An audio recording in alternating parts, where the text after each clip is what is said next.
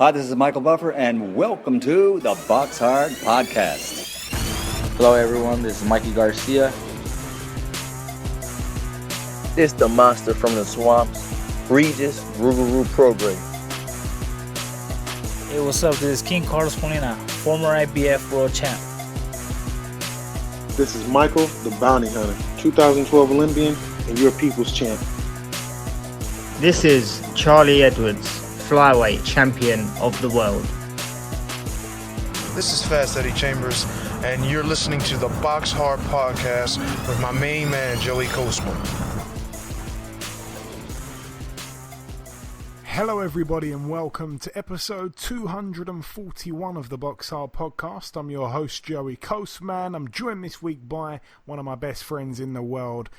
It goes a lot deeper than just boxing. It is, of course, the former heavyweight world title challenger, Mr. Eddie Chambers. Eddie, how are you? I'm good, my man. How are you feeling? Real good, man. Whenever I speak to you, I'm always feeling good. Like I say to the listeners, the last few weeks, it has been a struggle trying to, come up with topics and stuff like that. Again, if you've got any topics that you want to suggest for the forthcoming weeks of shows, send them in on Twitter at BoxHard Podcast. There will be another world champion on this show, as the same as last week and a few weeks now during this lockdown. But yeah, we're kind of a bit flat on what we're going to discuss. So me and Eddie have thought of a segment. Eddie has been in boxing for a long, long time. He's seen it all. He's done it all. He has a T-shirt, and he's got a lot of stories along the way. So we're gonna call this segment Eddie's Story Time, or something along those lines. If you can think of something, by the way, again, we're open to suggestions. If you can think of something, what Eddie can call his little segment, his story time, Eddie's Corner, something like that. Fast Eddie's lockdown talk. I don't know, whatever you want to call it. I like the lockdown talk thing. That sounds kind of cool, actually. Eddie's lockdown, knockdown. I don't know. Lockdown, knockdown. I really like that one. Yeah, Eddie's lockdown, knockdown. Yeah, we might have to use that one. I don't know, Joe. Have to use that one. But like I said, we're open to suggestions. And basically, me and Eddie, well, not really me. I'm going to just sit back, kick back, and listen. Eddie's like I say, got tons and tons of stories. He's going to tell us some of the most interesting stories that he has to share. And it's going to be interesting. So let's get into that. And we're going to hopefully do this, many times during the upcoming weeks while there's not much boxing news to discuss. So Eddie, volume 1 here.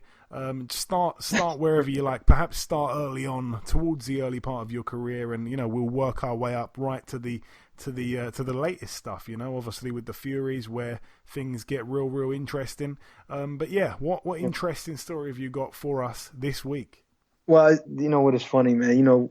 Fighters, and we all talk about what people don't know. There's a lot of talk, obviously, about fighters, about what the lay fan would say about a fighter, and I can't believe he got in there, fat or blah blah blah blah, and they just don't really see what's going on behind the scenes to see how much work it takes and how many things we have to really deal with through the course of a camp, or just in general with everyday life on top of boxing. You know what I'm saying?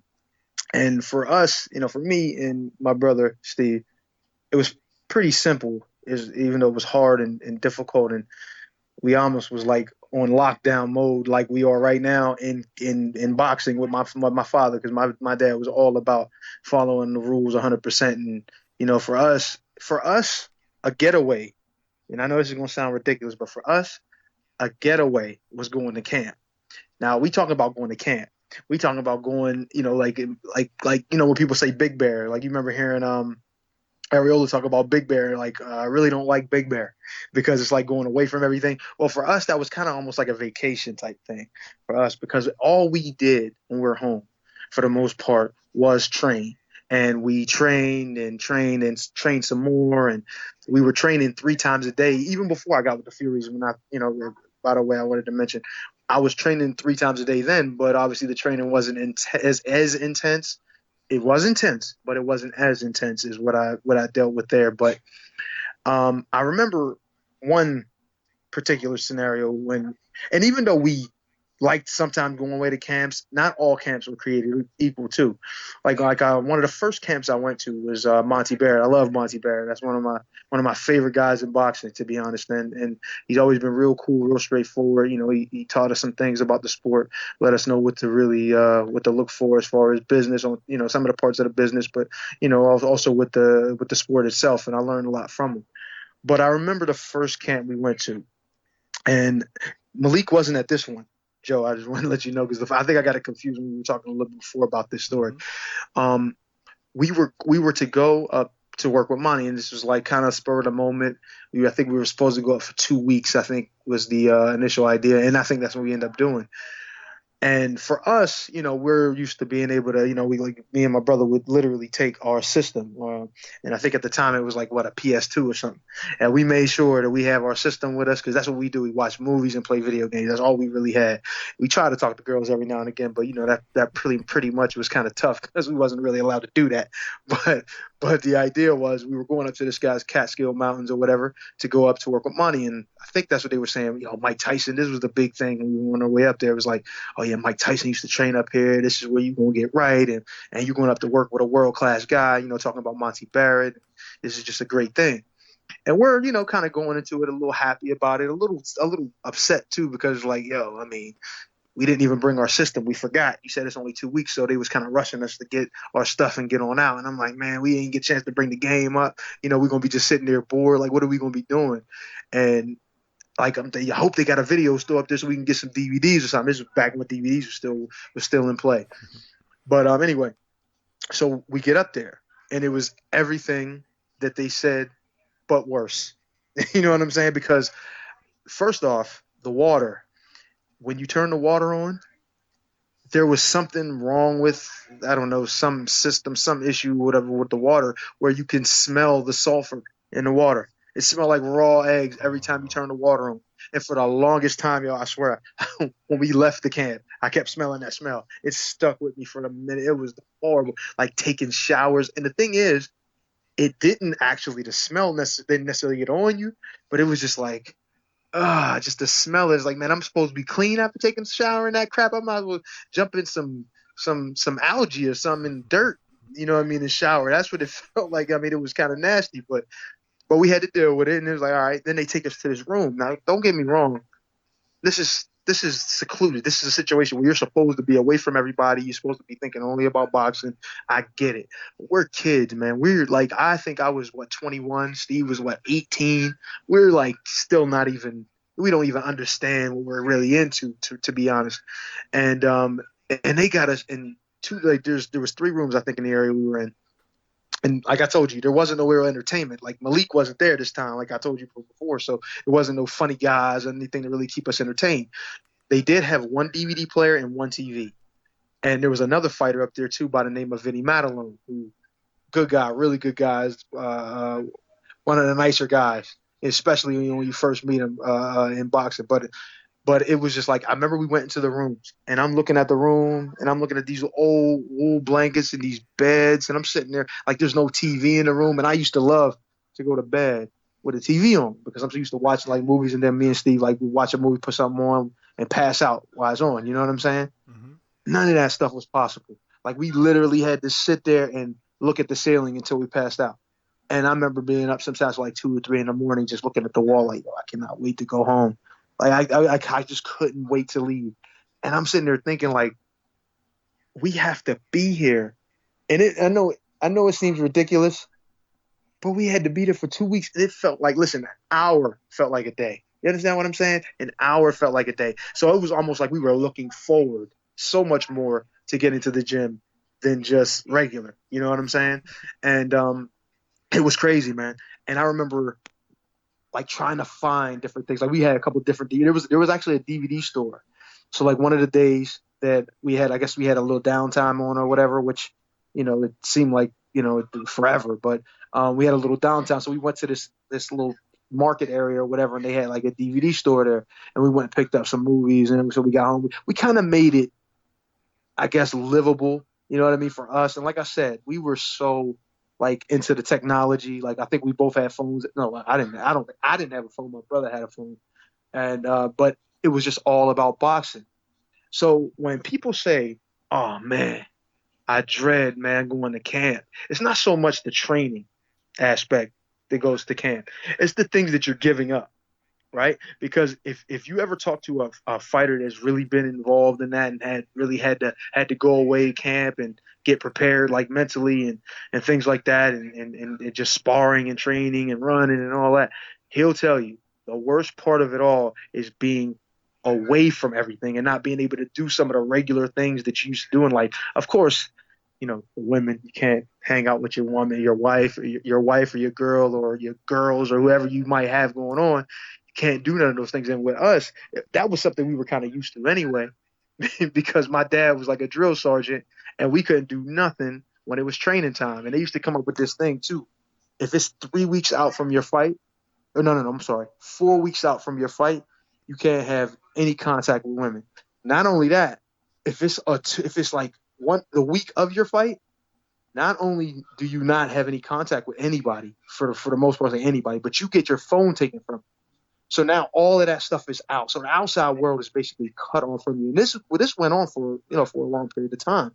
And it's like, man, I'm up at this camp. It's already like being there is just like watching paint dry, except for when you're training. And I'm just like, yo, I can't do this, man. Like I'm sitting there, me and Steve are basically like crying and begging to go home. And then not only that, my dad's on top of us, making us get up at like not 3 in the morning, like 4 in the morning, go out and run hard. Then we got to come back in and we got to keep our same schedule, because most of the time when you go to camps, you're on your own schedule as far as the training you do extra, like the extracurriculars. Like say if you like going to the gym, you want to hit the bags, you want to train or whatever on a day that's not, there's no sparring, then you're free to do it, but you just got to do it on your own schedule. So it's like my dad still wants us to do our 3-a-days. We still gotta, damn, I can't even get it out. We still got to run in the morning. We still got to do the lifting if they have the weights available. So man, it was just like, it was nothing. It was all work and no play.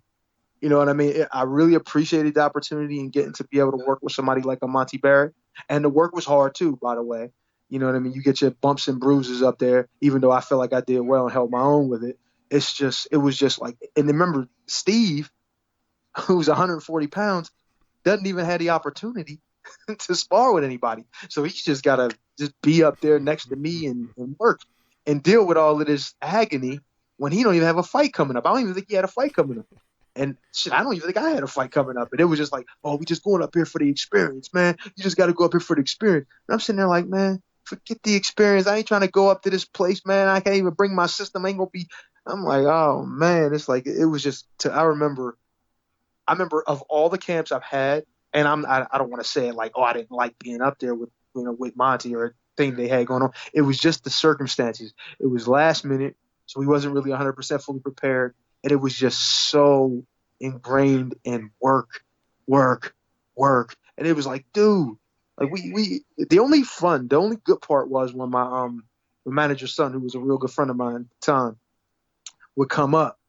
And he would come, I would take a drive up because he was coming from Philly. He would take a drive up to the Catskills or whatever and hang out with us for a couple of days because, he wanted to see how we trained and he also wanted to make sure we were all right and everything. But he would take us places, like we would go places. But I'm telling you, man, then we went to another camp up there. But believe me, when they asked us to come back to that next camp, it took, oh my God, I was sitting there. I had my head in my lap. I was sitting there like, please, God, let something happen to where we don't have to go to this camp. And I think in this time, because I don't know if you know who Dominic Gwynn is, right? Yeah, of course. You boxed him a couple of times as well, didn't you? Right. Well, I boxed him once, and I think I don't think I've seen him several times too. After that, he's a nice dude, but he was a tough fighter. And at the time, who did you box twice? Who am I getting confused with? Did I box? Oh, Derek Ross. Yeah, sorry. Yeah, there we go. Go on. Yeah. Well, Dominic Gwynn was actually the man at one point in the U.S. Like he was like the best hope for a world title coming out of the U.S. at one point. But anyway, so after the first camp that I had with them, I think there was like another period. There was a little period of time. I whatever. just want to insert a fun fact. What's that? The night that you boxed Dominic Gwynn. I'm getting confused again. The night you boxed Dominic Gwynn, there was 3 judges. Of course, it went to the decision, a unanimous decision over 10 rounds for you. 2 of the judges, though, some people may know their names are quite spoken of. I can't believe this actually, but 2 of the judges were Adelaide Bird and CJ Ross, baby. I can't believe it. Yo, why are you making me laugh? Yo, listen, but that is true. That is won. crazy. I didn't realize you won on Adelaide Bird's card 100-90. You completely shut him out. Do you know what that you may have even lost that fight. If they both gave it to you, you probably lost that fight, Eddie. I might have, yo. You know what's funny about that whole statement though? The funniest thing, right, is that fight wasn't not 100-90. And I'm gonna tell you why. I'm gonna tell you why it wasn't 190. It was because I kept giving him opportunities to stay in the fight. Now, granted, I felt like I won 8 out of 10 rounds probably, but I let him be in the fight. You understand what I'm saying? Like, and it was like, man, at the time I didn't think so. But when I watched the replay, I'm like, geez, man, I should have done so much more. Even with Calvin Brock, it's another guy I fought at some point, and I kept giving them opportunities. Like, I felt like I beat Calvin Brock more. I think more decisively, I want to say. Maybe I won more rounds with Gwynn, but I think because the Calvin Brock fight was 12 rounds, the Gwynn was only 10. But I'm sitting there thinking, I think that I beat Brock more decisive than I did Gwynn. And Gwynn wasn't, obviously at that time, he had come down a little bit. He wasn't what he was. But anyway, I think we got off track a little bit, but because you wanted to bring up those judges, those 2 awesome judges that you brought up. They've had a great career in judging, as we can see with some of these scorecards they put out. You know what I mean? Damn. I don't want to be too disrespectful, but okay, let's leave it at that. But anyway, we were talking about those Monte Barrett cans. I'm gonna bring up the other one, and the second time we're going up there, and Rob comes with the news, and I think Steve told me beforehand that, oh man, I think we might be going back up to Monte's camp again. And I'm like, are you serious? Like, yo, we just was up there, and I think it was probably like months before that, but it felt like we was just there. Like, come on, man. Anytime you go to a situation that you don't want to be at, you don't want to go back. You know what I'm saying? And I'm like, oh, what the hell are we going to do? Like, how are we going to get out of this? Is there a way? We're not thinking about like, it's just a camp. Let's just deal with. No, we're thinking about, is there a way we can get out of this? Like, maybe fake an injury. Like, it was that bad the first time. Like, for us, we really, really didn't want to be there. It was just like, what the hell is we going back up to these Catskill Mountains?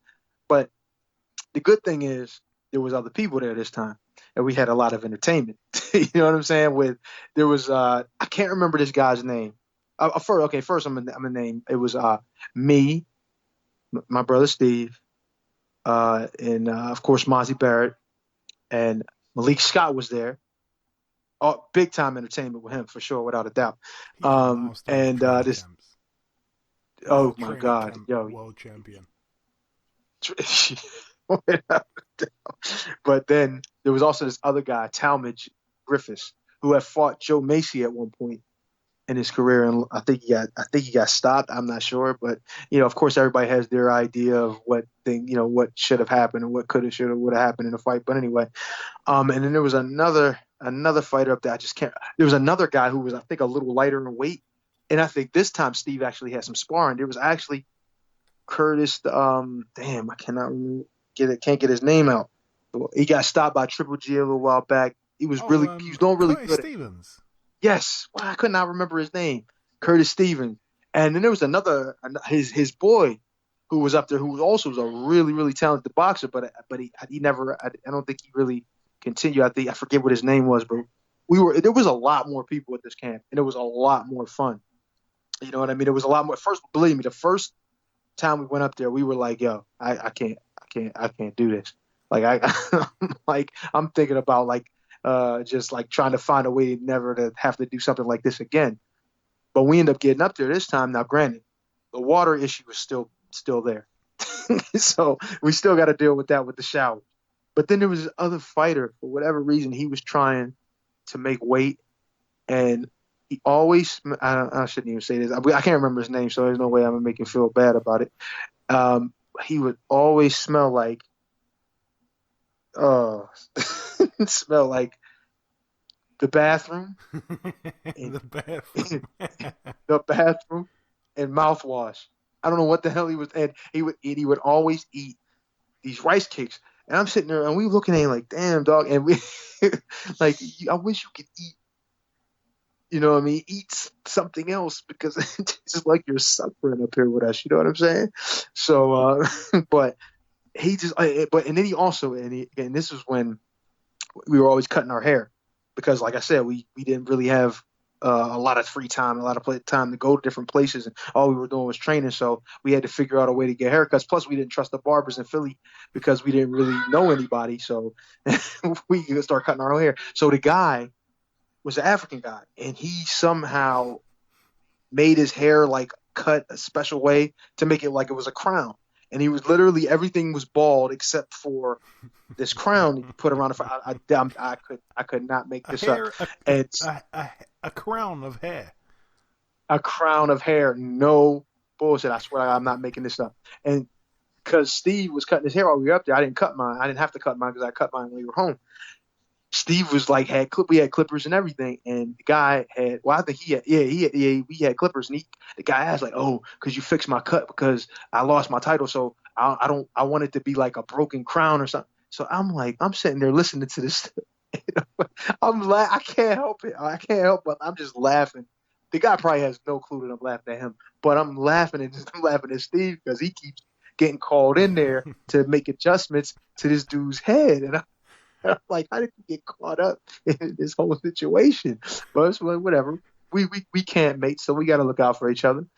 Not to mention Malik Scott, and you know Malik Scott. Oh Lord, this dude always got some joke, some story, and he making fun of me. And there was some stuff. There was like I remember we were at the table, and he was actually trying to lose weight at this point, so he couldn't. So he wasn't irritable or nothing, but he had to eat like egg whites and stuff like that all the time, and he was in salads, and he couldn't really enjoy himself. Like at that time, I was a big time meat eater, so I was a big time, I don't want to say the word meat anymore, but I was always eating stuff like that. I'm not going to say that word.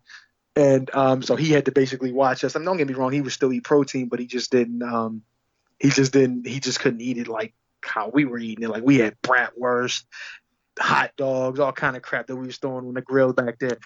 But anyway, I remember one time we were watching some videos, some stuff, and we were all talking. It was me, Malik, the guy Tom and Steve, and we were all sitting there. And I remember we started watching this video of a previous fight I had, and we were always just watching different videos of different fights that we had or whatever. And I think because Malik always, because he's a boxing head too. Even back then, that's all showing all these old fights and different stuff like that. And so we were laughing because my dad had also had our videotape up there for some of our sparring, some other fights were in there, right? And we had started talking about the story how tough my dad was on me, and my dad was still there at this time too. But we be talking amongst each other, and it was how hard he was on not only me but Steve and just in general. And he was like, "Yo." At one of my fights, and I said this to Malik, at one of my fights, I had fought a guy who was real tough, and his idea, his whole aim was to just make me have a hard time. It's not necessarily to make, to help to win. Like he wasn't necessarily trying to win. Like he would do stuff like put his head in my face, like headbutt me and hold my arms down, act like he was going to throw punches and just clinch, stuff like that, right? And so he made it hard, even though I won every round. The guy made it like kind of ugly and difficult, and my dad was pissed because for whatever reason I'm supposed to get out there and stop him. Not to mention on that particular fight, I had the flu, so I'm like, I got to figure out how to keep this guy happy, please him by knocking this guy out, even when I'm sick and can't barely lift my arms. But anyway, so I get in there, I beat the guy unanimously. But I remember at the end of the fight, he rewind, and Malik rewinded this shit probably like what. I don't know, 100 times. My dad, after they announced the decision and that I won, my dad took the roll of tape that he cut off, cut my gauze and everything off, and he had like a roll of tape in his hand, like balled up tape. He took and baseball pitched that ball, like the ball of thing at me after the fight was over. And then I swear to God, it was funny as hell. I didn't think it was funny at the time because he was, chewing my head, chewing me out about how bad I performed. But I remember Malik had 100. He must have rewinded that shit 100,000 times and just kept laughing, and it's like sticking a knife in and turning it. Now, granted, I mean, I'm laughing because I can take a joke, and I understand it was at my expense, but it was just like constant. And even after that, he's like, "Yo, bring that tape out again so we can watch that video of your dad throwing the tape at you." Like when things got like when it was like tough or whatever. Like when he had to sit there and eat egg whites and we were eating chicken and all kind of other carbs and shit that he wasn't supposed to eat. Pull that because he wanted to make me feel bad too, I guess. Pull that tape out of your dad throwing the tape at you or some shit like that. It was like, this dude is horrible. And not only that, for whatever reason. Right, we're young. We're young. I mean, don't get me wrong. Malik was young too, obviously, and Malik was young too. But this guy, for whatever reason, this guy Talmadge, he always, because I'm coming up and I'm still kind of wet behind the ears in the sport and all that. So he's saying he just for some reason felt the need to attack me. You know what though, Joey? Everybody does that to me because I seem such an easy target because I don't really fight back. Unless you try to throw punches at me, but I don't really fight back with words. I don't really care to argue about stuff. It's really not really worth it. And I'll laugh at myself just as easy as somebody else would. So, I mean, I guess I'm an easy target. So for whatever reason, he always tried to bust on me or, always give me crap. And Steve, like he often does, even now, for whatever reason, because I'm not really trying to, start no show, whatever. He always feels the need to come to the aid. He always like jumps, got my back. As soon as he starts saying stuff, look at your head, because dude had a ball. Man, look at your head. And you probably got knocked out by this guy because you just can't fight. He always had to, not necessarily in a too much of a negative way all the time, but he was getting back with him. And don't get me wrong, every once in a while I would get back with the guy, but it's just like those type of things when you're around somebody so much and you get to know them. And you see what their demeanor's like, and that's what a lot of people see with me. They always try to take little stabs at me and little stuff like that. But anyway, that was just some of the little stuff that went on, between us in the camp. And that was the camp, like I told you earlier, that Monty was getting ready for Dominic Gwynn. And we also had like side bets in the back, talk about like what we thought was going to happen. Because at this time, Dominic Gwynn was a killer. Like everybody was like, Dominic Gwynn is going to be that dude. And I was like, damn, if I ever have to fight him, I don't know what I'm going to do type stuff. You know what I mean? Mm-hmm. And we were sitting there talking, even Malik. And Malik's, Monty's a friend of Monty, but also Malik was a friend of Dominic Gwynn's because they were on the Olympic team or something at some point. Or they were in the nationals and all that together because they were both big-time amateurs at one point. And he was like, man, I don't know, man. I think Dominic might get him, but, I don't want to say nothing because – I'm in the camp with the guy, and then I would say, I don't know, man. I think he might get him too. And then, we're just talking. We don't know what might happen, and we're in Monty's camp, and I'm like, man, I really hope he wins. You know what I mean? But I just don't know because this guy Dominic Gwynn looks like a killer, and of course, fight actually comes up, and I don't know what it was. Maybe Monty just had what he needed for, or he had his number, so to speak, in that fight, or he just trained harder, or he was better than we expected him to be. Or maybe we were better, because I remember doing so well with Monty in camp that I'm just sitting there thinking like, man, Dominic Gwynn's such a killer. I just can't imagine, me being able to, sometimes it gets like that at times. Like you're always confident, fighters are always confident in everything. Don't get me wrong, but they would be lying if they said there wasn't a fighter that they saw and they were like, yo, I don't know, man. This guy looks like he's going to be tough. If I think it's like looking at Mike Tyson. I'm not saying that's exactly what the situation is like, but it's like looking at Mike Tyson. Trust me, most people look at Mike Tyson, they like, yo, I don't know what I would do if Mike was coming at me. You know what I'm saying? So, so I was thinking about that with him, and I'm just sitting there thinking like, if I was doing so well with Monty, I just can't imagine, Monty being able to beat him, but with Monty, he was a pretty good puncher. No, more than a pretty good puncher, a really good puncher. Monte Barrett had a heart as big as his body. Like he was all heart. Like he cared nothing about what this dude was supposed to be or how good he was, and he had the attitude to win. And when he got in there, he showed it because he shut me up, and I'm on the couch. I think I was at a friend's house cheering him on, like, damn, bro, this dude actually beating Dominic Gwynn. And I remember it was a majority decision too, and I think it was ridiculous that it was a majority decision. I think it should have been an easy unanimous decision. It was probably 8-4, 9-3. 9-3 is probably more accurate in that fight. But anyway, there was also, and I know I'm kind of going in circles or a little like kind of back and forth, but I remember there was another situation that happened during this camp, and it has to do with sparring. This one day, and I haven't seen something like this in a long time. Besides when I was up there with Tyson and Peter and all the guys, is we would have those big jam sessions with a whole bunch of good fighters in the gym, right?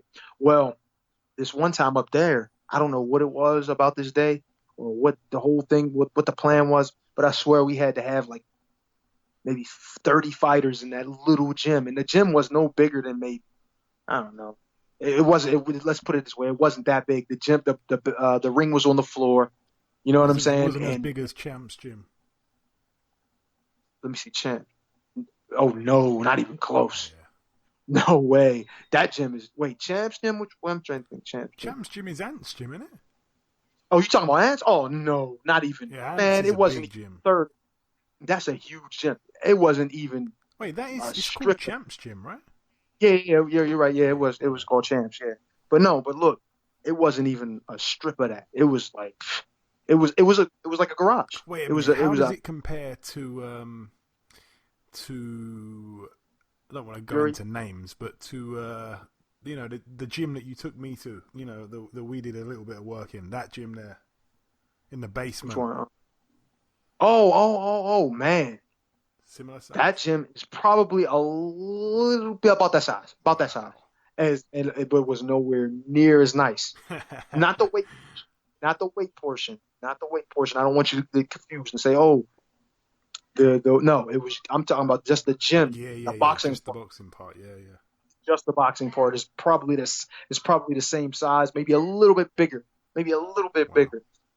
But I'm not saying that the gym was ugly or not good or not clean. It was fine. It was made for rough and tough type situation. But we had 30 guys, 30 maybe more of fighters, like real dudes on the rise in there.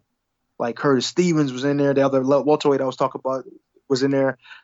I don't want to call out the wrong names. I can't remember who else was in there as far as the lighter weight guys, but I think there were some lighter weight guys in there too. But it was mad heavyweights in there. I remember one of the dudes that I really, really, really respected at this time. I don't know if you'll know this guy, don't know this name, but his name was Lawrence Claybay. You ever heard of Lawrence Claybay? He was like an Olympic. I don't know if he was a medalist. I can't remember for sure. He had actually beat. Did he beat Vladimir or Vitaly in the Olympics? Or not, maybe not in the Olympics, but not in the Olympics, but in like a world championship. I can't remember. I know he was like one of the world champions, like a world championship level guy in the amateurs. And when he turned pro, his issue was like, of course, conditioning and training. He didn't really. Lost to Vlad in the Olympics.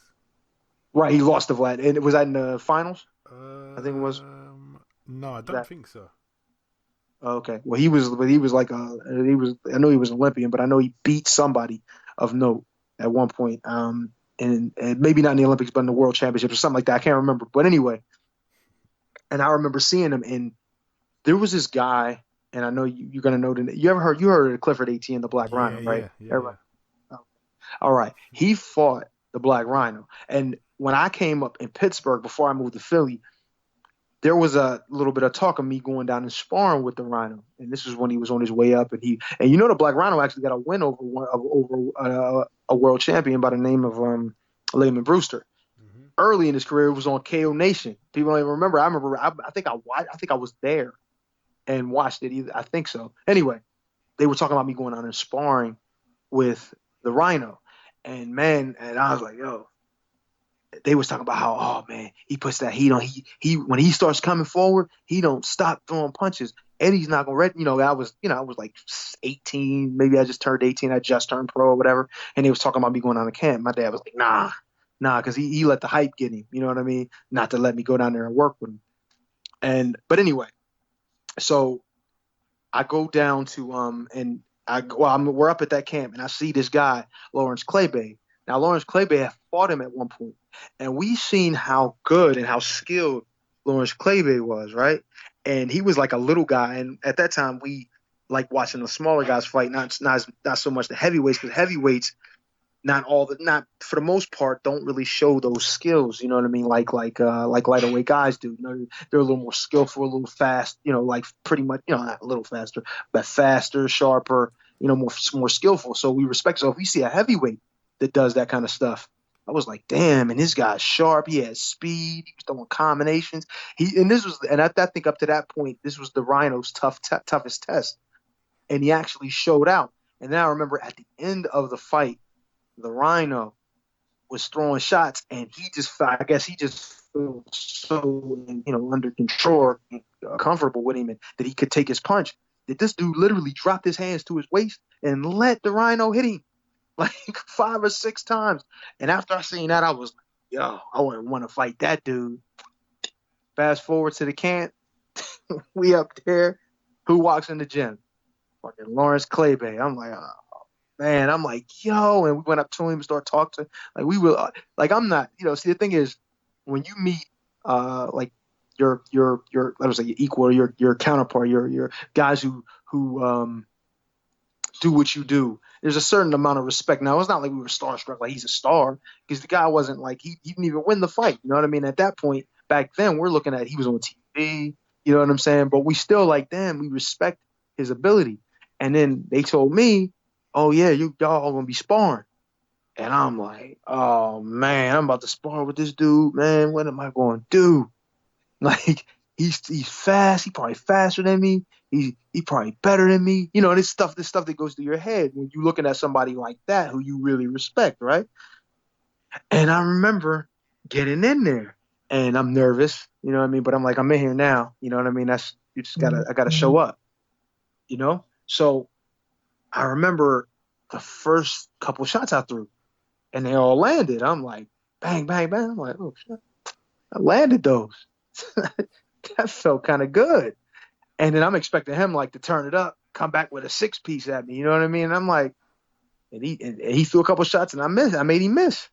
I'm like, oh, am I really this nice? In my head, you know, you start thinking like, am I this good, or was he just that bad, or what's going on? I don't, you know, you don't really know, right? So then, I throw another couple punches. And I'm like, yo, I'm hitting this dude easy. And I'm like, man, something's going to change. Something's going to happen. You know what I mean? Through the course of this sparring, that, you know, and then I think we were doing like 2 in, or like I think I did 1 with him. Then he went out and then somebody else jumped in. Then he would jump back in and then I would come. It's something like that, right? And I was like, man, let me just get out of this round alive, basically, right? And I'm sitting there like, damn, I'm really doing this well. And then I remember just kind of doing that good the whole time. And I sparred with him some more. And it was the same thing. And I'm like, damn. And then I started looking at Steve, and then we like look at like, and he was coming over to me like, Steve, like, yo, man, you look good. You're doing this. And I'm sitting there surprised. Like, I'm sitting like, yo, I'm doing this to this dude. Like, what's the deal? Like, is he just taking it easy on me? And I remember saying something like, no, you don't got to take it easy. You can go. He's like, take it easy? What you talk about me taking it easy? I'm trying. And I'm like, yo. I'm like, I thought he was taking it easy because I'm not really expecting him to be, not saying he was easy, but to land shots on. You know what I'm saying? Like, you don't expect somebody like that to be easy to hit. You know what I'm saying? And I'm like, damn. So after the sparring, we actually start chopping it up. We start talking. And he's talking, man, you good, man. You won't be this, you won't be that. I'm surprised I never heard of you before, man. You doing well up here, man. You just keep working. And I'm sitting there like, I can't believe this dude's telling me this, and do I believe it? You know what I'm saying? And it's like, it was just a shocking experience. It's like, this is why I say for fighters, young fighters that's coming up. I mean, I don't know, what the idea is, what their trainers or their managers or whatever have in store from what they want them to do. But there's nothing like going to a professional, high level professional camp situation and learning. Like I've been in Klitschko's camp before I fought him, way before I fought him. And I've been to John Ruiz's camp. I've been to Hassan Rahman, my main man, Hassan Rahman's camp at one point. And these dudes, you learn from them. You learn how things are supposed to be run. And I remember going to Vladimir's camp and seeing how professionally ran it was, how everything was set a certain way, how they had the screen, like the videos of Calvin Brock on video, playing in the gym while he's getting his hands wrapped. Him having the similar conversation with Emmanuel. This is when, God rest his soul, Emmanuel, who was there. And I'm just looking at how professionally ran that thing was, how everything was regimented properly, everything was done properly. Even with Hassan Rahman, the same thing. John Ruiz, very similar. You know what I mean? Monte Barrett's thing, it's very similar.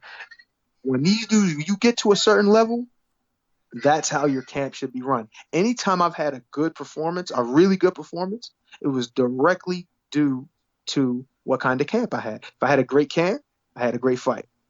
When they say you train like you fight like you train, that's 100% accurate. Your mind is in the right place. You're completely comfortable and confident in what you've done. Even if you're not confident in your ability, you're confident in the work you put in. You understand what I'm saying? So me going to these camps, and I'm just going to talk about those two at this point. Maybe later on we'll be able to talk about some other ones and some other things that I experienced with throughout that. But these types of things are extremely important for fighters to experience and to see what people that are slightly above them or in the next level and next tier of their career, and where they're at, how it's going to be and how it's going to look. And then to learn from these guys like Monte Barrett, like Vladimir Klitschko, like Tyson Fury, even though I was older than him and I had all these experiences before I even met him that he didn't even have, but still you see how these things are run. You know what I'm saying? You think and that's another thing. You look at Peter Fury's camp, and I'm gonna say this. I don't want to get too much into what we did there because we're gonna do that at a later time. Mm-hmm. But his camp was run spot on everything. He had everything down to the ounce, from what we're eating to what you should have.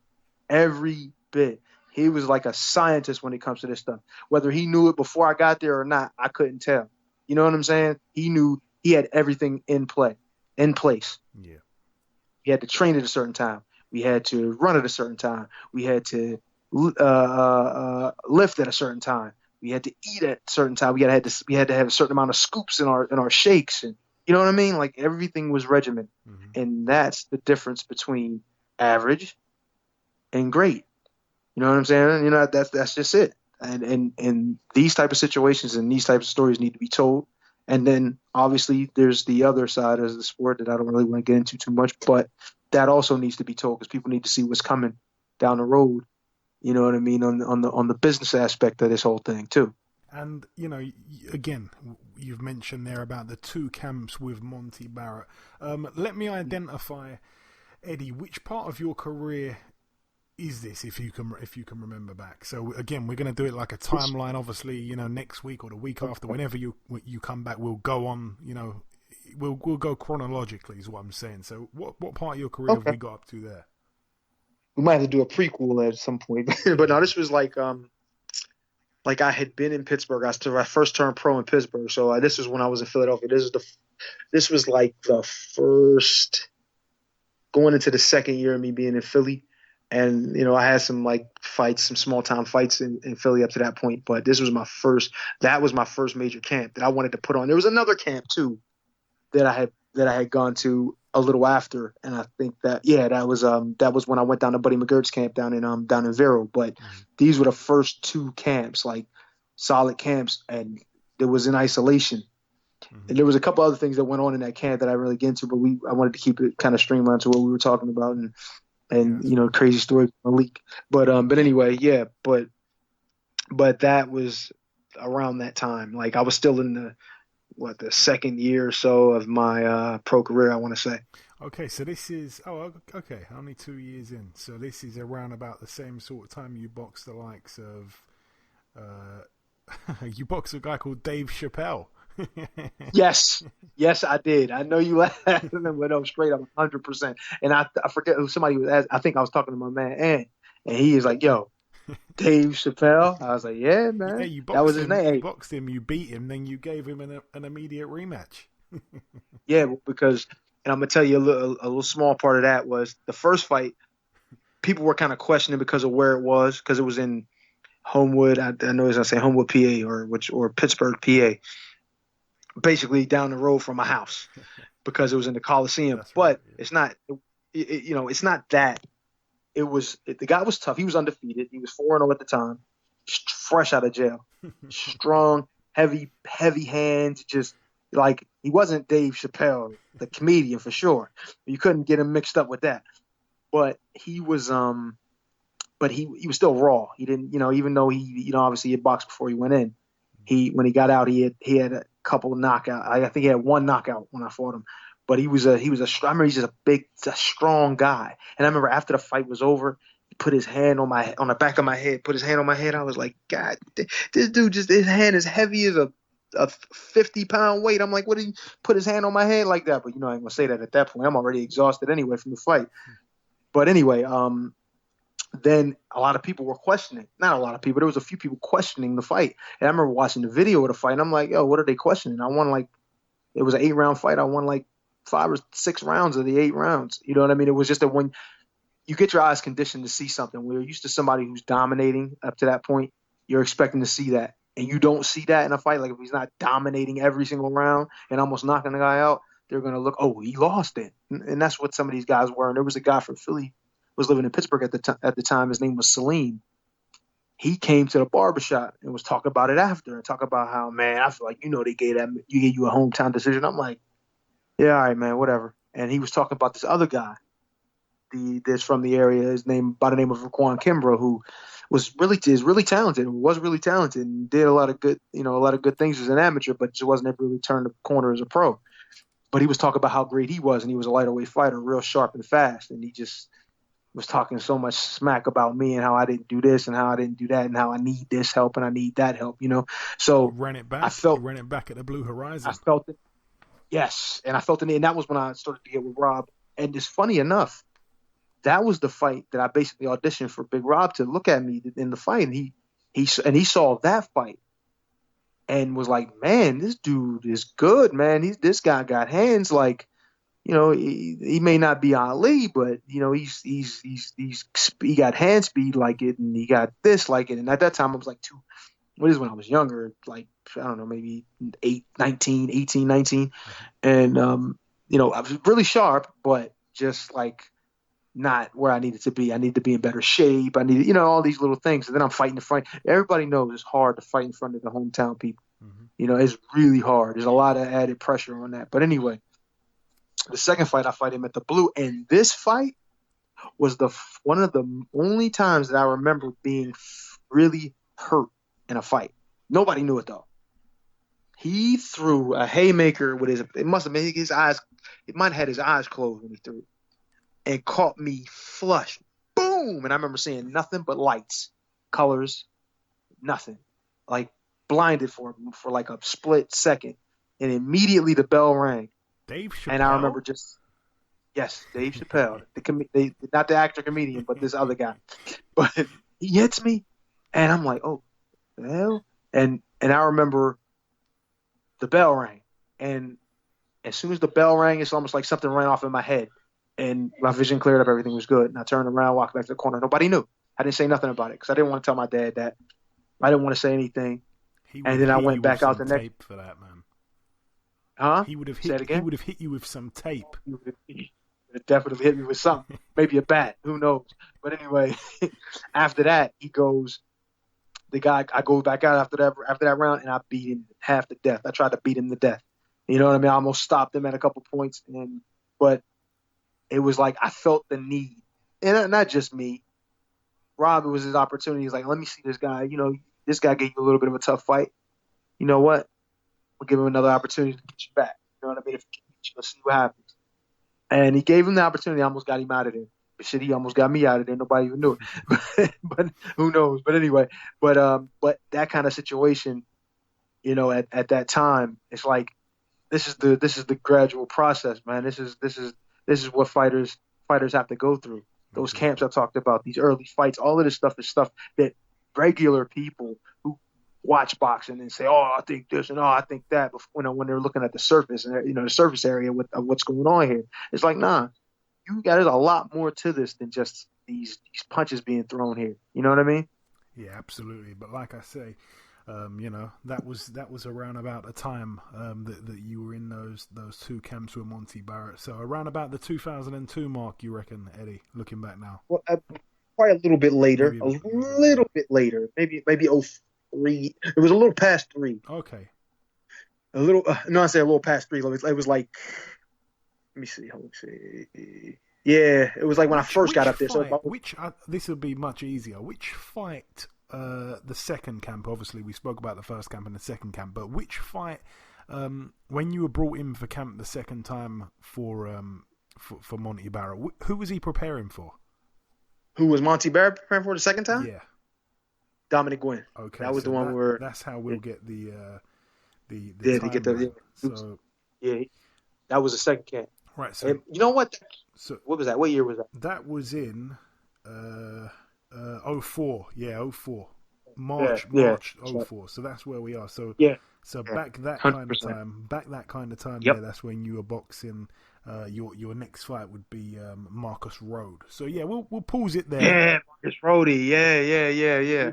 I remember that. We'll pause it there. Yeah. We'll pick it up, and then of course, you know, next week or whatever, we'll get to those other camps and we'll go through some of these other fights, because I liked that little story there about Dave Chappelle in the first and second fight. That's a story that you've probably never even spoke about that, you know, before. Now, probably not, and people don't really know it. And like I said, there was not a lot of people that knew that I got caught with a shot at I don't know if it was in the first round. Boom!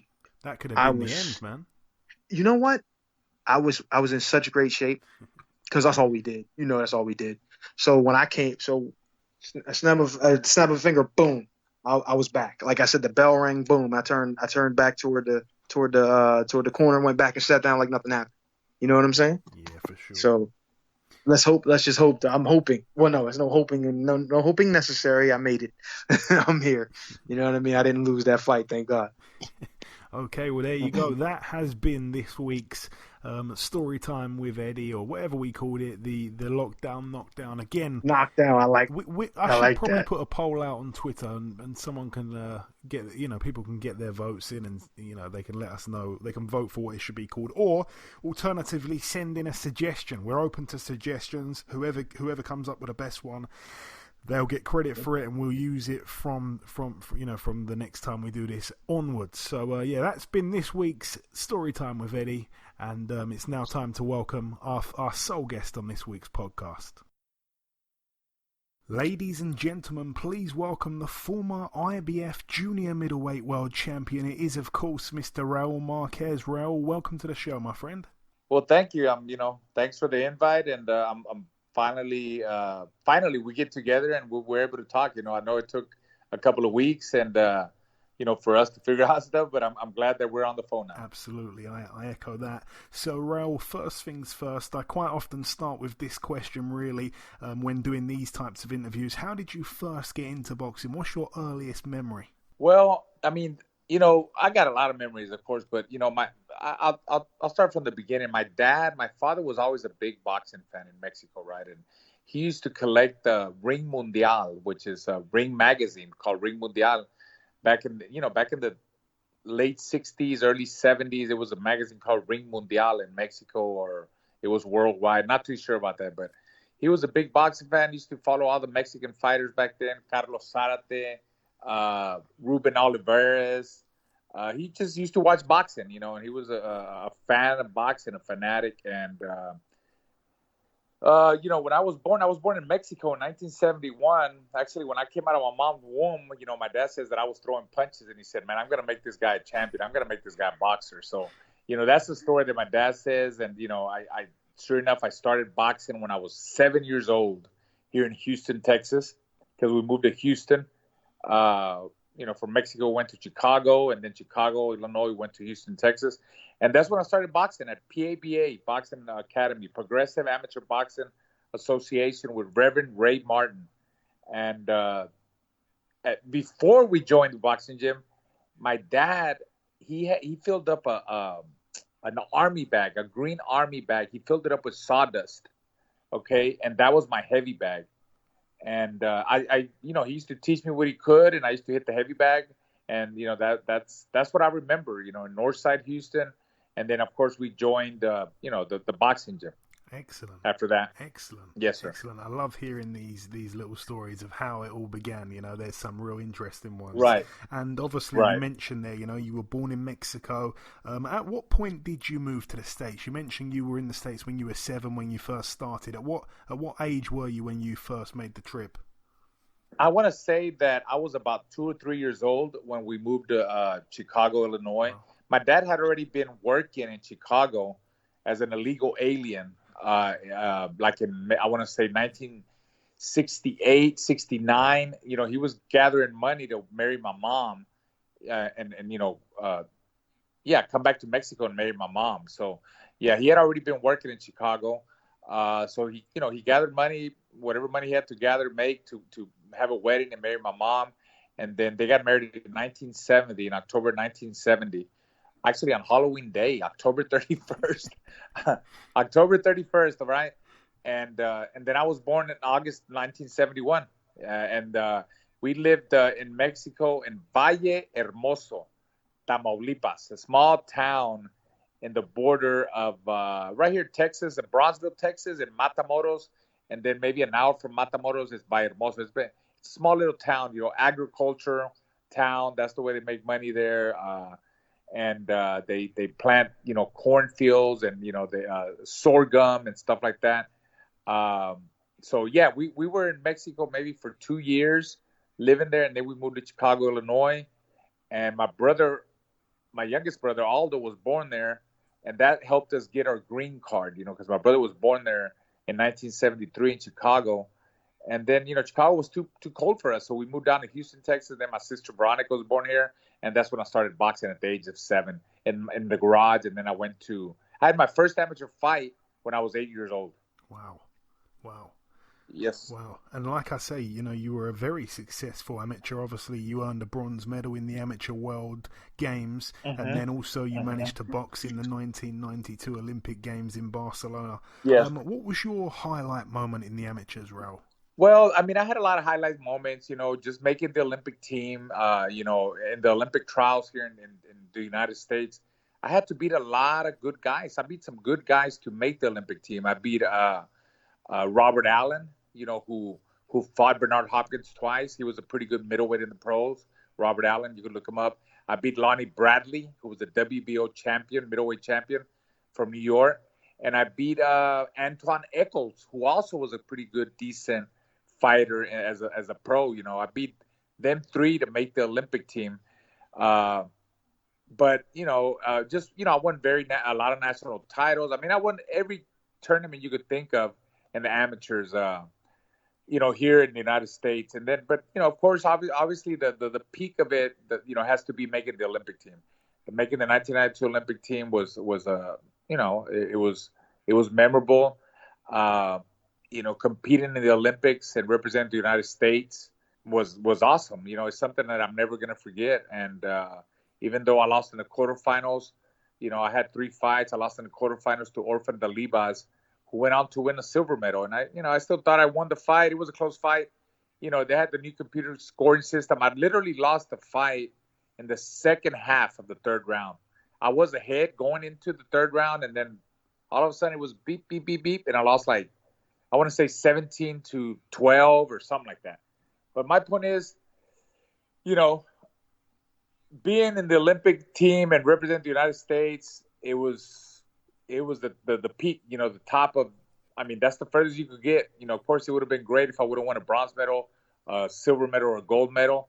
And it does hurt that I didn't medal. I was very close. I won 2 fights, lost in the quarterfinals. And I always say the story. The guy that beat me went out to the finals and got a silver medal, Orphan de Libas. And the guy that won the gold medal, Juan Lemus, I had beat 3 months before the Olympics at the World Challenge. And the World Challenge is a thing where the world champion fights the number one contender. And I was the number one contender. Juan Lemus was the world champion, and I beat him. I beat him 3 months before we went to the Olympics at the World Challenge. And 3 months later, he wins the gold medal. And that's the way it went. And obviously, you turned pro in October 1992. It took you 4.5 years to get a world title shot. Obviously, you compiled a record of 25-0 with 18 KOs during that 25-fight win streak. You boxed the likes of, it's a strange name to bring up, I guess, but Reggie Strickland. Reggie is, one of the most famous journeymen in boxing. Right. He retired in 2005 with a record of 66 wins and 276 losses. Right. He fought everybody. Yeah, of course. He fought everybody. Of course, but he only got stopped on 26 occasions. You stopped him in the first round. Do you remember much about that fight, Raul? Yeah, I hit him. Yeah, I hit him. I hit him with a good left hand and then a right hook, and that was it. Actually, it was I fought him. It's crazy. I fought him in a high school gym outside of Chicago, Illinois. I forgot the name of I believe it was in Illinois, and Andrew Galata. Andrew Galata was the main event who fought on that card, I believe.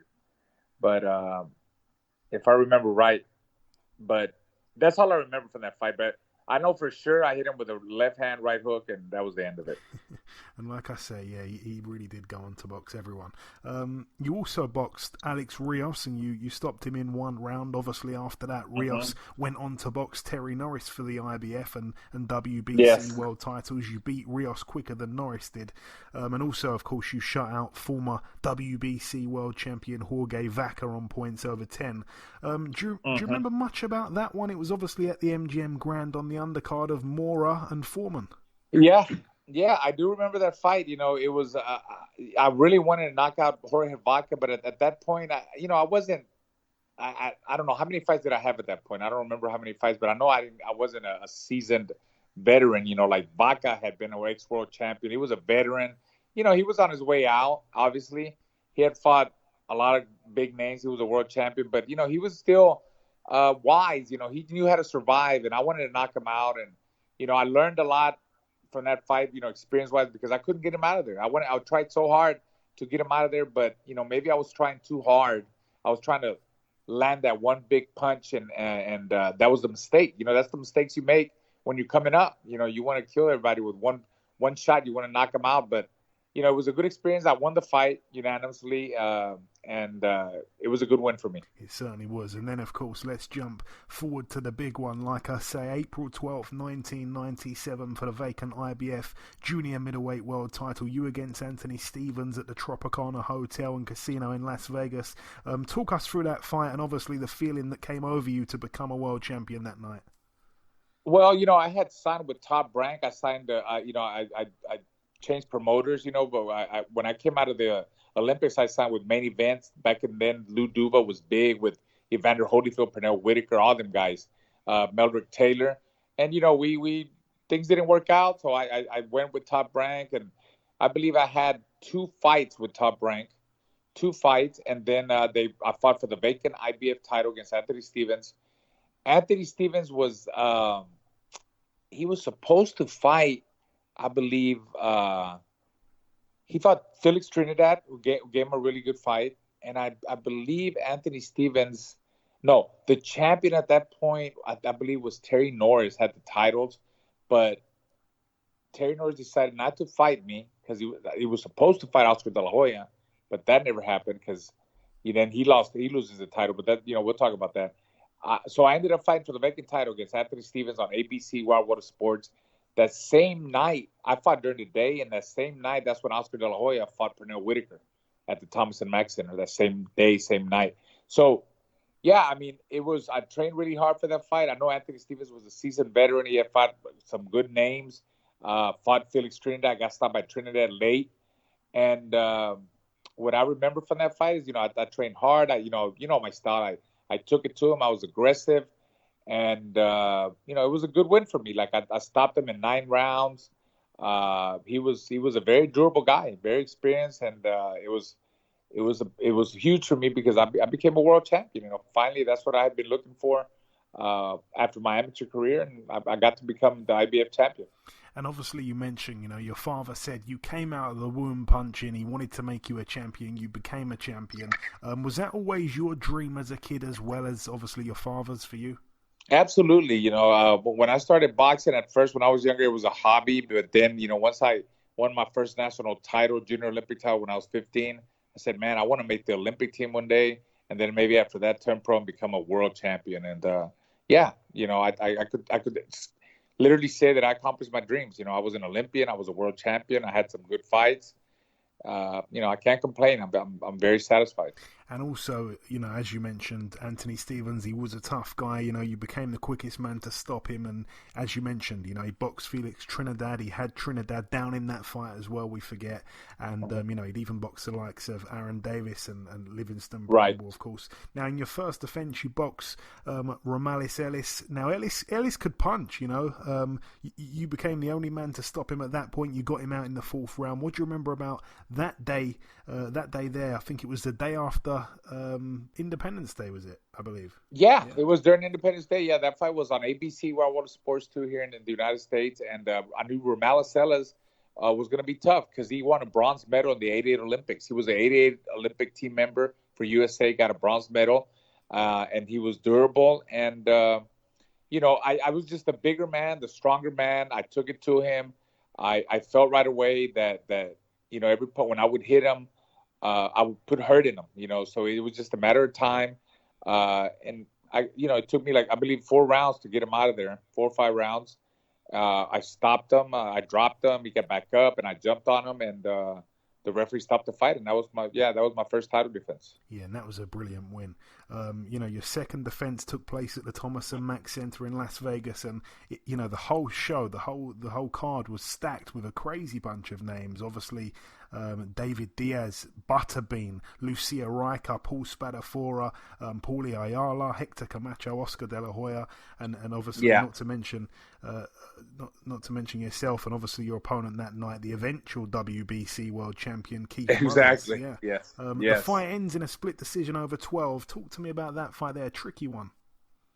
Tough fight. We were back and forth. They were going to change opponents on me. Making no excuses. Anyways, I ended up fighting Keith Mullings, and I knew Keith Mullings from the Olympic trials. He fought in the Olympic trials. He was a good amateur. He was in the Army, Army veteran.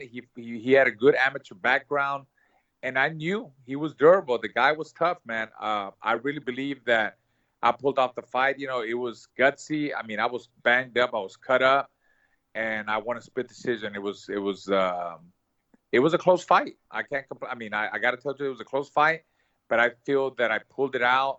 I was the champion. I felt I did more in the later rounds towards the end. I felt maybe Keith Mullings, he stepped off the gas, and I thought I took the lead. So, that's why I got the decision. But he was a tough opponent. Yeah, and like I say, only less than 3 months later, he'd go on to knock out Terry Norris. So incredible stuff. Exactly. He was on the same card. Yeah, on the same card when I lost the title to your boy Campas, and that was, 3 months later. You learn so much in boxing. At that point in our life, me and my dad were new. If we knew what we knew now, it would have been different. I received over, I want to say 70-something stitches in the Keith Mullings fight, right? And everybody knows about boxing. I took that fight too early with your boy Campas. I mean, 3 months later, I'm already in camp again and fighting a knockout artist in your boy Campas. It was crazy, but I was trying to prove myself. I had pressure from the promoter, that possibly if I win that fight against your boy Campas, I might be able to fight Oscar, my Olympic roommate, the following year. And I was like, wow, I mean, that's a great opportunity. That's good. That'll be a great payday too, So, I think the inexperience, on the business side of it, I felt like we shouldn't have took that fight with your boy Campas so early. We should have waited at least 6 months to heel right from the Keith Mullins fight, things would have been different. When the referee stopped the fight in the 8th or 9th round, whatever round it was, the fight was even. One judge had it for me, one judge had it for him, one judge had it even. But I just couldn't continue, man. My face just swelled up really bad, and the doctor told me, the plastic surgeon told me, like, my face looked fine from the outside, but from the inside it was still traumatized. That's the word he used, traumatized from the Keith Mullins fight. It wasn't healed right, and I should have waited like 6 months to heal right from that fight. But hey, that's boxing, and back then, like to us, me and my father, it wasn't so much business. I wanted to fight the best to be the best. That was my mentality back when I was a professional fighter. I wanted to fight the best at my time. I was trying to fight Oscar. I was trying to fight Fernando Vargas. I tried to fight everybody, Terry Norris. I wanted to fight everybody because I wanted to fight the best of my era. You know what I mean? Yeah, for sure. And like I say, it was a shame the way the fight ended because, as you mentioned, it was super close on the cards. Yes. You bounced back with 2 wins over Jose Flores, an eventual world title challenger, and Michael Lerma. You got the rounds in. You beat them both unanimously over 10, and then you obviously attempt to win back your old title July 17th, 1999 in Nevada. Tell us about that night there, Raul. Well, I wanted to fight the best to be the best. And at that point, Fernando Vargas was the IBF champion, young Fernando Vargas. And if I wanted to become world champion again, that's who I had to beat, But I fought I believe I fought one of the best Fernando Vargas. He knows about it because we talk about it when we see each other at different tournaments because he brings his kids to national tournaments. And I have my son that boxes, and we go to national tournaments too. So we run into each other. But Fernando was like really sharp, he was strong, and I wasn't successful in that fight. He stopped me in 11 rounds. Like I said, he was very elusive, very sharp, and he beat me. He stopped me, and he showed why he was a champion. And obviously, after that fight, you're out of the ring for 19 months before returning to fight. What kept you out of the ring that long, Raul? Well, I mean, every time I try to fight the best, or, you get that, okay, I lost. Oh, I'm going to retire. So then I believe at that point, I got the bug to get back in it again. So I worked myself back up to, fought a couple of tune-up fights. And then I believe that's when I got the Shane Mosley fight, I believe, right? Yeah. Obviously, you boxed Rob Bleakley. I think you stopped him in 5. Then, I think you had 2 more fights in 2001. Tony Murphy and Roberto Barro. Then you beat Anthony Brooks in March 2002, and then February 8th, 2003, almost a year out the ring before the Shane Mosley fight came around at the Mandalay Bay. Yeah, I just had, I had a couple of tune-up fights. I got the bug to get back. Let's see what could happen. I have a name. And, I remember Oscar De La Hoya moving up to 154, and Shane Mosley moved up to 154. We fought at 154. So I believe, I think from what I remember, Oscar wanted Shane to fight somebody, a name or a next world champion at 154 so they could meet each other again because Shane had already beat Oscar and the year before. So I fought Shane in February of 2002, I believe, right? Or 2003. Okay. And I made the fight myself. I remember I called Shane, hey, let's fight. I'm the guy that you need to fight. I'm Mexican. I have a name. I'm tough. I'm going to give, So that's how that fight happened, man. That's how that fight happened. He's like, okay, yeah, let's do it, blah, blah, blah. Unfortunately, you saw the fight, how it happened. I mean, what happened, we banged heads. I can't blame Shane. At that point, I blame Shane. I can't blame him or I can't blame myself. Lefty, righty, whatever. We banged heads. He's shorter. I believe that the fight was really going to get good. If you've seen the fight on YouTube, I really believe that the fight was – we'll never know, man. And Shane realized, I knew Shane from the amateurs. Shane never, wasn't an elite amateur like I was. He was always a smaller guy. But, he made it a lot bigger in the pros, That's just the way it is. But what can I say about that fight, man? I wish it wouldn't have ended that way. Like my game was to take him into the later rounds. If you see the 3 rounds, he won. I knew that I was going to lose the first couple of rounds, but if you see every time I hit Shane, I was just stronger, man, and he would hold me like a crab, So the thing is, I wanted to take him into later rounds and see what was going to happen. Too bad we'll never know, but the fight ended no contest because we banged heads, and that's what happened. Yeah, you banged. And then he beat Oscar, that same year in September of that year. Yeah. He beat Oscar. Yeah, but no, you banged heads a few times. Obviously, you were cut over both eyes. I didn't think you lost the first couple rounds, to be honest. I gave him the first, I gave you the second, and the third was up for grabs, really. It was quite close. Well, thank you. I mean, I'll let you say that, man, but I know the TV people had Shane ahead the 3 rounds, and I didn't see it like that, but I'm telling you, that fight was going to get good, man. That fight, and Shane knows it too. But look, we'll be 60 years old. I'll be 70 years old, and I'll still be talking about it. Oh, I want that rematch. I wish that fight could happen again because I'm telling you, it was going to get interesting. It was going to get interesting, man. My power and my size was too much for Shane, and like honestly, like. I don't know if it's a mental thing, but I knew Shane from the amateurs. Like I said, we grew up together. We all came up together in the amateurs. He would lose to like Vernon Forrest. I believe he fought Stevie Johnson. He won a couple of national titles, but again, he never was a top elite amateur. So and then the pros, he was blessed and he made it big, made a lot of money, etc. But I was just too big and strong for him, and that was my mind. And you could see it, in the 3rd round, I was like, first round, okay. 2nd round, I'm like, damn, he's really not that. I mean, I didn't feel like he was that. He's fast, but I'm seeing his shots, like I'm blocking some, I'm catching some. He's catching me too. I'm hitting him. I hit him. He grabs me. The 3rd round, I was like, man, it's on. I was putting more pressure. And maybe I rushed too much, and that's why we banged heads, but again, not making any excuses. I mean, it's a no contest. Shane's a good guy. We're friends. When we see each other, we have a lot of respect for each other. I mean, he's a great guy. Yeah, for sure. But no, I agree. I believe you. I think the fight would have been very interesting if we got to see it play out. Was there ever any talks of doing that fight again at any point?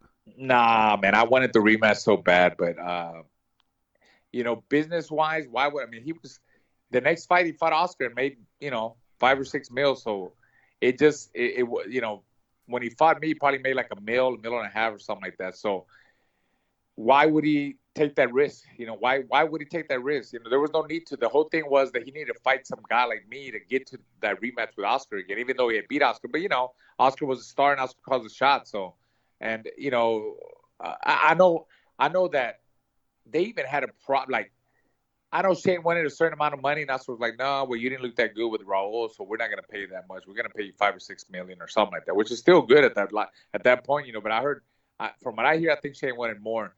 But hey, like I said, Shane had a great career. He's a Hall of Famer, and I was blessed to be in the ring with him. Absolutely. And after that, you returned back to the ring 8 months later. You decided to move up to middleweight. You were back with a KO, winning 4 rounds over Humberto Aranda before taking on an undefeated young Jermain Taylor in June 2004. Of course, your corner pulled you out in round 9. What do you remember from that night there, Raul? Well, obviously middleweight was, them guys are some big guys, man. Jermain Taylor, I'm telling you that a lot of them guys, they're big. It wasn't really it wasn't my weight. My weight was 154. That was my weight. I was a good, decent sized 154 junior middleweight. Middleweight, I'm gonna be honest with you. I did it. The opportunity was there. Jermain Taylor was young and coming up. Maybe I was thinking maybe I could surprise him, but no, it didn't. It didn't happen that way, man. He was just too big and too strong for me, and he stopped me. And then, of course, after that, you was almost out the ring for 2 years. I think 22 months. Was that a period where you perhaps thought about walking away, as you said earlier on? Yes, I did. Yes, I did. But then I saw Jermain beat Bernard Hopkins. I'm like, man, I'm coming back. He beat Bernard Hopkins. I'm coming back. And I still have a name. I could make some money. Why not? At that point, I was starting to look more at the business part of it too, because as a fighter, you make, you become a champion, you make money. as a champion, and then after that you could also make money as your name. You're an ex-champion, and I was like, why not? Why not? So I wasn't and I just love the sport, man. I was in good shape. I kept my body in shape, mentally. I'm fine. I'm still, I was fine back then. I'm fine now. I've been around so many fighters, man, and that are retired now, and when they've been hit too much and they have the effects of boxing. So, I'm like, I'm gonna give it another try, and I believe that's when I worked myself up to fight Giovanni Lorenzo for the middleweight not unification, but eliminator to fight Arthur Abraham. Yeah, we'll get to that in just a sec. You returned with a good win streak, a 5-fight win streak, all by knockout, including a win over former world title challenger Jonathan Korn. You stopped him in a round. Before boxing former world champion Bronco McCart, a majority draw. Did you feel you did enough to win that night? I think you did. That wasn't a draw, man. Let me tell you what happened. I don't know if you saw that fight. I beat him. And Bronco, we always talk about it, but I fought Bronco in his home state, Michigan. His dad was something with the commission, okay? And I fought him not too far from his town where he's from, okay, up there in northern Michigan, right? So when I fought him there, I forgot the name of the casino, whatever. I fought him there. I won that fight. I got the decision that day. I got the decision. That night I got the decision. I won because I did win the fight. I thought I won unanimously. I mean, a lot of people that see it, they're like, "Oh, you won that fight unanimously. There's no way you lost." I want to say like a week later, 2 weeks later, I don't know. They come up with some bull crap. I have no idea that they made the judges made a what do you call it? A mistake with the scoring. Blah blah blah. That it was a draw. And they changed it to a draw. This happened I'm talking about like a week or maybe 2 weeks after I had already won the fight. But at that point, it was too late because we had already made the fight. With that promoter that I was with at that point, Leon Margulies from Warriors Boxing. They had already made a deal with main events for me to fight Giovanni Lorenzo, number 1, number 2, fight each other, and the winner gets to fight Arthur Abraham. But yeah, that fight with Bronco McCart, I won that fight, man. Everybody's just it's crazy how hey, stuff happens in boxing. That's all I can say. Politics, we call it politics. Yes, But, politics. Oh, I like that one, politics. Yeah. Hey, I never heard that one. I'm gonna use that one. That one's for you. Politics. I'm gonna use that one on Showtime, man. Politics. I'll be listening for that. Yes. You boxed twice more after that. Obviously, you mentioned the IBF middleweight title eliminator against 26-0 Giovanni Lorenzo in Florida. That one took place June 21st of 2008, and then finally your last ever fight, November 8th, 2008, for the IBF middleweight title against the then undefeated and reigning champion Arthur Abraham. You had to travel to Germany for the fight. Tell us about that experience. Well, when I fought Giovanni Lorenzo, it was on Showtime. Okay, and the main event was Arthur Abraham against Edison Miranda. So I wasn't supposed to beat Giovanni Lorenzo, man. I wasn't supposed to beat. He was the knockout artist, undefeated, out of New York. Dominican, but by way of New York, and I wasn't supposed to beat him. Anyways, I stunned. I surprised. I was the veteran. I surprised the young prospect coming up, whatever. And I earned that fight to fight Arthur Abraham. I got ready for Arthur Abraham. The fight, the first time that we were supposed to fight, I don't have the dates and stuff, but when we were supposed to fight, the fight didn't happen. The day of the weigh-in, everything was fine. The next day, I remember Leon Margulies coming into my room. He said, he's not going to fight. Fight's off. And I'm like, what? They called the fight off because Arthur Abraham supposedly was sick with the flu or something. He didn't feel good. He went to the doctor and he wasn't feeling it. He was sick. So we had to regroup, come back to the United States for another month, train, and then go back to Germany and fight again. I'm not making any excuses. anyways, Arthur Abraham was, I mean, he was just too strong. He was a big guy, too strong. I know I fractured his ribs, with my body shots. I hit him because he came late to the what do you call it, the press conference after the fight, and I fractured his ribs. Had I known that, maybe I would have won an extra round, But yeah, I mean, he beat me just about every round. He was too strong for me. My dad stopped the fight after the 6th round. He says, "That's it, no mas. I'm 37 years old. I have a family. I have kids. No reason to take any more punishment." And that was the end of my career. Did that make, at that stage, retiring an easy option for you?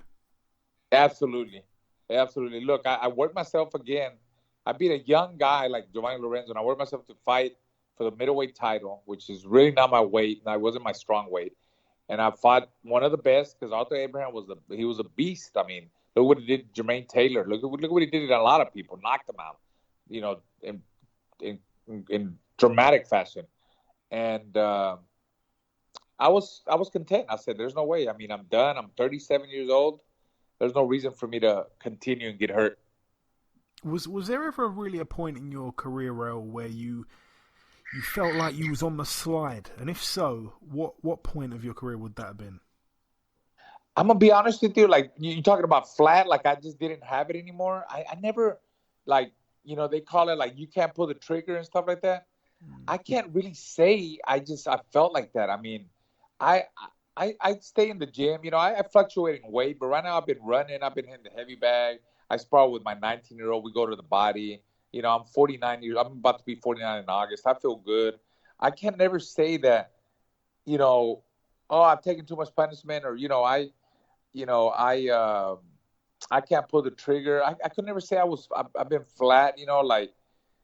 I mean, I just thought it was, at that point, I'm 37 years old. I thought it was the right thing to do. That's it. I don't need to continue no more. And obviously later this year, it'll be 12 years since you retired. At any point in that time, have you ever had the itch to want to come back or no? No. I never had the itch to come back. I'm blessed to have a good job. What I do. I'm with Showtime. I'm around. I cover a lot of the big fights. I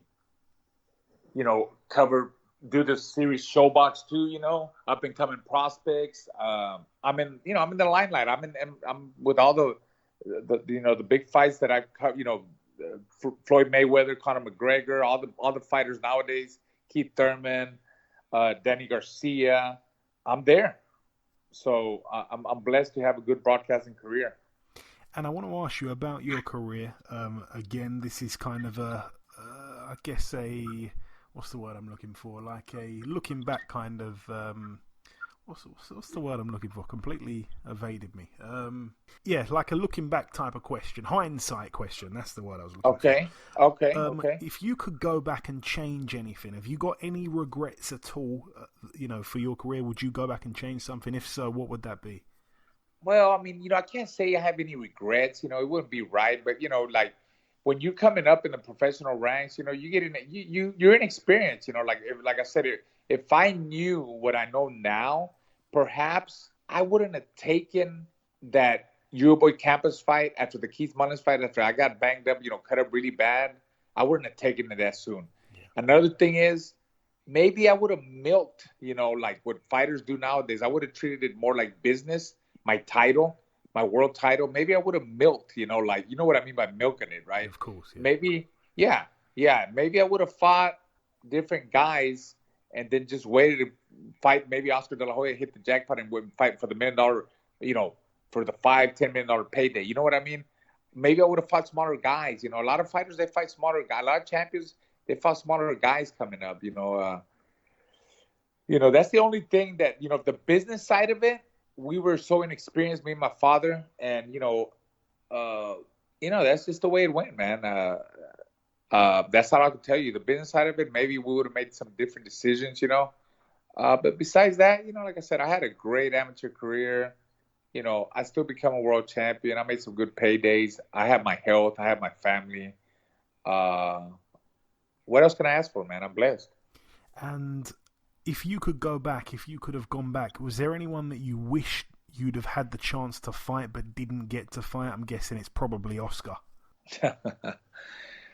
Yeah, I would have loved to fight Oscar, man. He was my Olympic roommate, and I would have loved to fight him. He gave a lot of guys an opportunity, smaller guys to make some money and, have a payday. But, for me, it wasn't even about that. It would have been a great story, a great promotion, I mean, even me and Richard Shaker talked about it, He's the one that, he would always say, oh, man, 1992, they were roommates. Now they meet in the ring. He had the promotion and stuff. But it never happened. It never happened. So, yeah, I would have liked to fight someone like him. And because he was, he moved up in weight, and he was one, he was a star. He was one of the best of my era. And, that's why Fernando Vargas wanted to fight him. That's why a lot of people wanted to fight him. Why not? It's business, but it's at the same time, you want to fight the best to be the best, and that was my mentality. And who would you say was the best fighter you ever boxed in your pro career, and who also was the biggest puncher? Biggest puncher has to be Arthur Abraham. Yeah, he's the biggest puncher. Okay, the best from what that I fought is Fernando Vargas. Yeah, good answers there.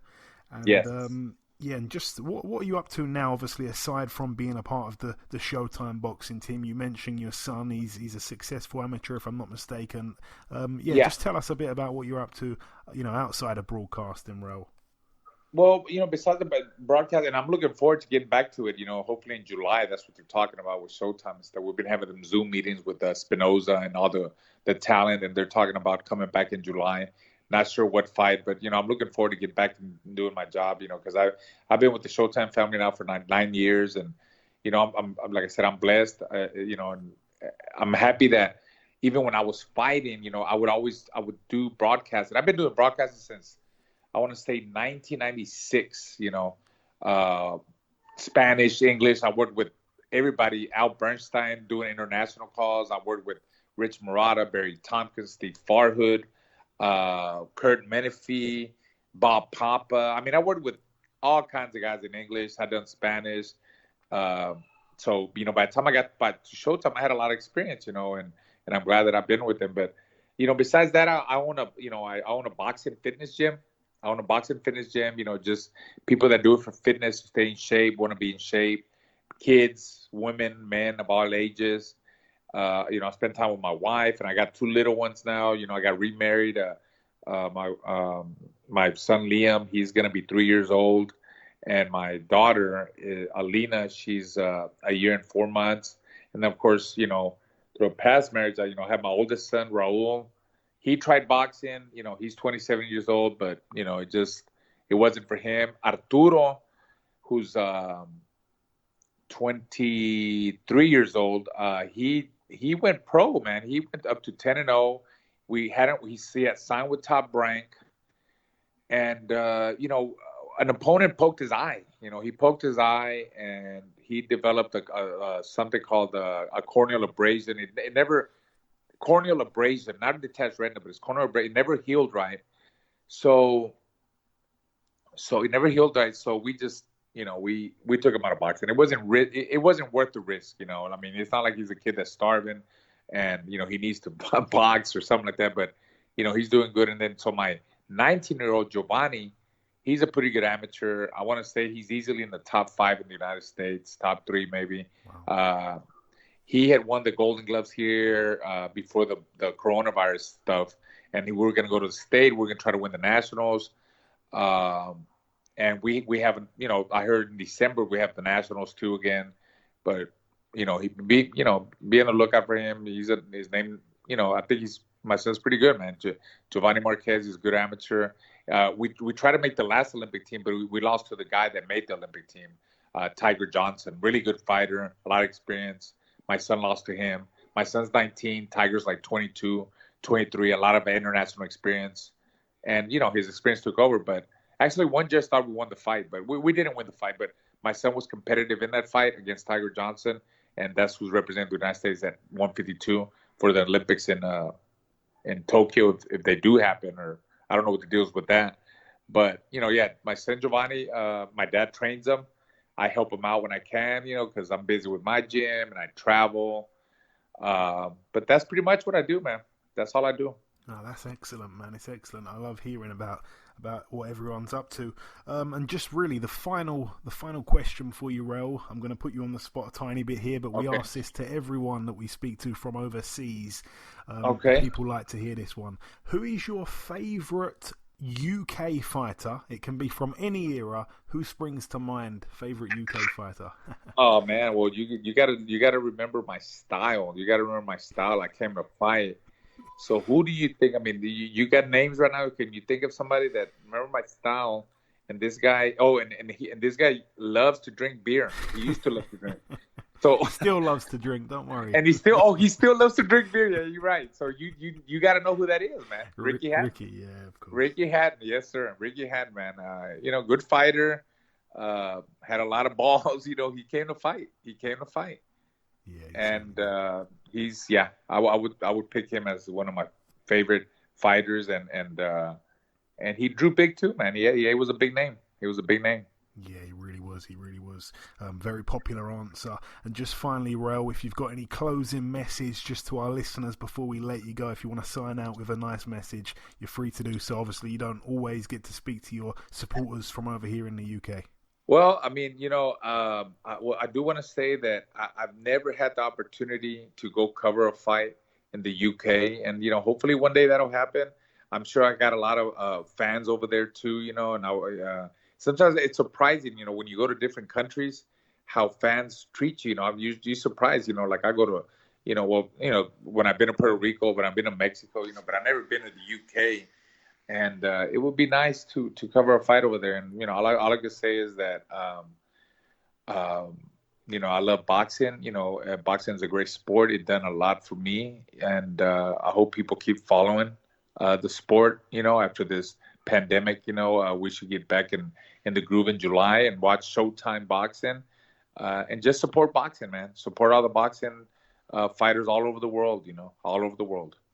Absolutely. Well said. Listen, Raul, it's been an absolute pleasure speaking with you this week, my friend. Thank you so much for your time, and hopefully we can speak again in the future. Yes, sir, man. Thank you. Okay, and this wraps up episode 241 of the BoxHard Podcast. I've been your host, Joey Coastman. Eddie Chambers has been with me for the duration of the show. A massive thank you to our sole guest on this week's podcast, the former IBF Junior-Middleweight World Champion Raul Marquez. The only other piece of news really to mention is that Charlie Edwards has left Matchroom. He's now signed a promotional contract with Frank Warren, so all the best to Charlie with that move there. But that's about everything. Remember to tell a friend about the podcast. Thank you all for listening once again, of course. Enjoy your weekends, people, and we shall see you all again next week.